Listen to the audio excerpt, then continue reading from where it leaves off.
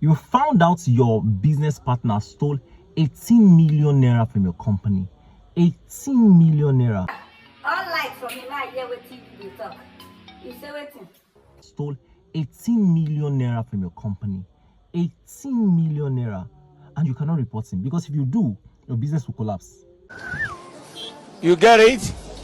If you don't get it, forget about it. Hey, God. Things they occur. Things are really happening. Listen to this story that somebody sent to me.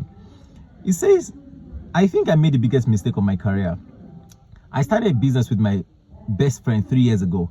I handled operations while he managed the finances because I trusted him completely. Last week, I discovered he'd been transferring small amounts of money into another account almost every month. When I added everything up, it was over 18 million naira. 18 million naira. The problem is, if I report him, the business will probably collapse because he's the one who knows all our suppliers and major clients. Interesting. We have 14 employees depending on us. My wife says I should involve the police. My parents say I should settle it quietly because we've known each other since secondary school. I honestly don't know what to do. What are you saying?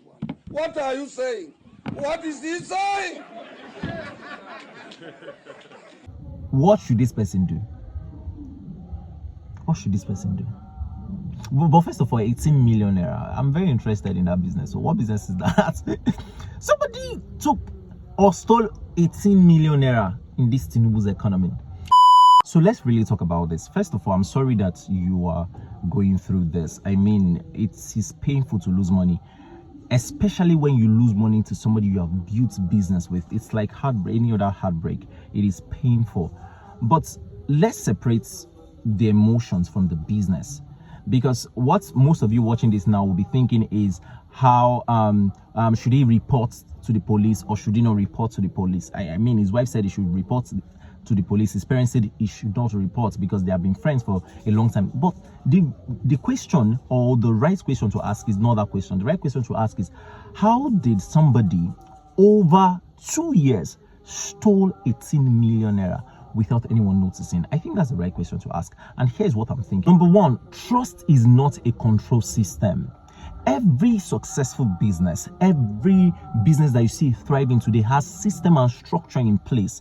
People would then say, oh, but I trust him. Of course, trust him enough to be your business partner, but not your accounting software. They are two different things. Somebody you can trust the person to build a business with that person, but not to their point where they are your accounting software. For example, if you see businesses that are even owned by couples that are successful, they have system and structure in place. They reconcile accounts. So you must always know that fundamental truth: system and structure.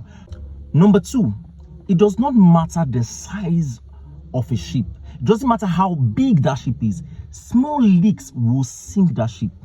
Small leaks will sink that ship. Notice he wasn't stealing 5 million at once. He wasn't stealing 1 million or 2 million at once. He was stealing small amounts of money, and over time it affected the business. And this is how small businesses die.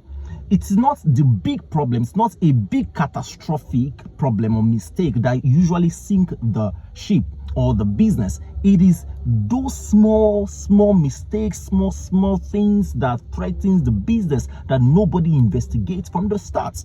So you must pay attention to detail. You must pay attention, and most business owners don't know this. Number three, businesses should survive people. I'll say that again. Businesses should survive people. If losing one person can sink your business, it tells me that you don't have a business. You're really just playing. Now brings me to the actual question: should you report him or not report him? Here's my candid advice.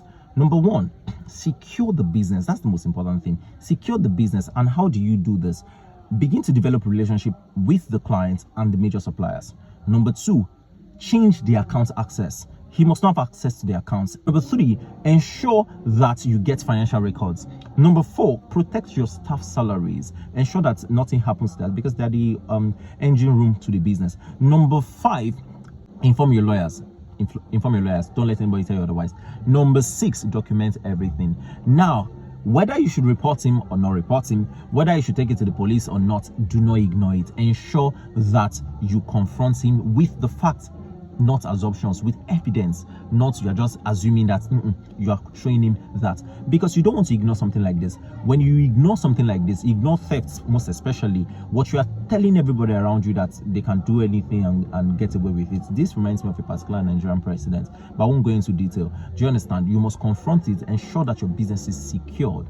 Okay, here's one thing I don't want you to miss out from this entire story. This story is not just about betrayal, it's about system and structure, and your business must have system and structure in place. Your business should not be built around one person. It should be built about systems, built on systems and structure. It is very, very important. My name is NC Desmond. I will be seeing you on the next one. Take care. Bye-bye.